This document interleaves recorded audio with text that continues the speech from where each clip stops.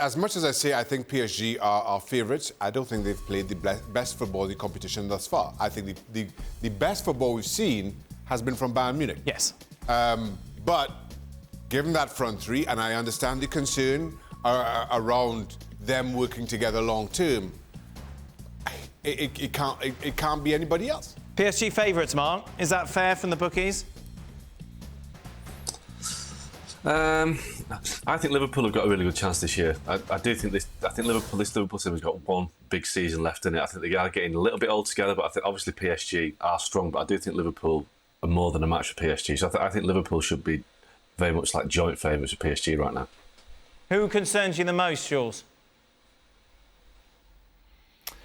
I think Bayern Munich, I think Liverpool, Mark is right. I think City as well. I mean, we saw them. It was not their night going forward and offensively taking those chances. But still, I think if you take Sterling and Mahrez out and put Foden and Gabriel Jesus and the way they played against Chelsea at the weekend, then I think it's a different City team. And maybe Guardiola should have done that, or maybe kept them on the bench for the Liverpool game on Sunday, and I think that's right too. But I think that City will be there all around as well, the final. So I think PSG, Bayern, City and Liverpool are for me the four. I don't know who is more favourite amongst those four, but certainly I expect them to be very close to winning it. Last thing on this game, there's been a lot made of this, Shaka, in that the draft excluder role at the bottom of the wall was, of course, filled by one of the greatest players to ever play the game. What do you make of Lionel Messi? I loved it. And I'll tell you why I love it as much as I do. Everybody, the great concern around this PSG team, and both Mark and Jules touched on it in moments ago, is around egos. Is around egos and people playing a role as needed in this team.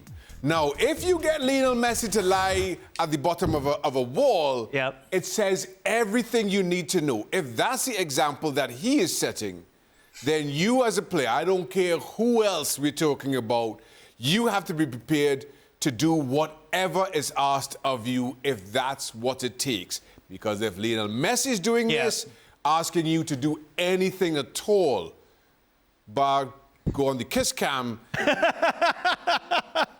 you should be prepared. You should be prepared to do. Jules, it's one of those pictures you want to shove in every kid's face, isn't it?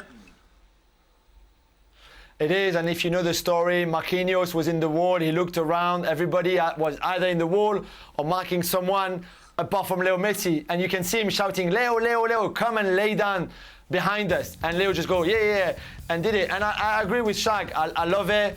I like the fact that he listened to his captain. He might not do it in 6 months' time. I don't know. We saw Neymar doing it in the following free kick as well. And I think it's good. And they also won that game because of that solidarity. And when I said played as a team, they were united. They made the effort together. They were compact. They were as a group, as a team. And I think that also makes a difference in those big games. What would you prefer, Mark? Kiss cam or lying down? Definitely lying down, absolutely. As long as the ball doesn't hit me. Mark, a word. We've spent a lot of time, obviously, on PSG. A word on Manchester City. Obviously, it's inevitable now. When they don't score, we're always going to bring up the fact they didn't have an out-and-out striker for much of that game. Big deal? No, I don't think so. I saw them at Chelsea at the weekend. They didn't have a striker that day, and they were comfortable with the best team. I think City know how to play without a striker. They've got great attacking quality. I thought Jack Grealish has made a difference. Kevin De Bruyne is still searching for form. I think City will be okay. Look, if they had a Harry Kane or a Lewandowski or a Ronaldo, they would be so much better. But I think City got enough attacking talent to overcome the absence of a 20-goal-a-season striker. Jules, we did hear, though, Idrissa Gueye, didn't we, after the game, saying defensively they were comfortable throughout because of the lack of threat up front. Yeah, I can see that. I do think that, for me, it's a non-debate, because what a false nine brings you and brings to Pep Guardiola in the way his team played, maybe a traditional number 9 would not do that. So, okay, maybe he would score a bit more goals and be a bit more efficient, but then you would lose a lot of the things that the false number 9, whether that's Foden, Sterling, De Bruyne, whoever plays in that position, can bring to Pep and the way Pep wants his team to play and to press.